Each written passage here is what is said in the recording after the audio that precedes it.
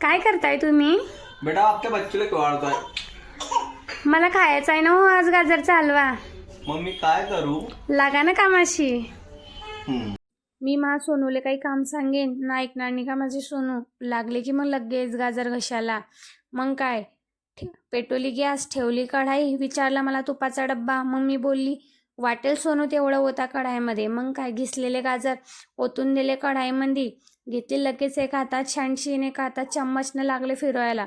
मग काय ओतून घेतलं दूध आणि गाजर नरम होयापर्यंत टाकला त्याच्यामध्ये खवा.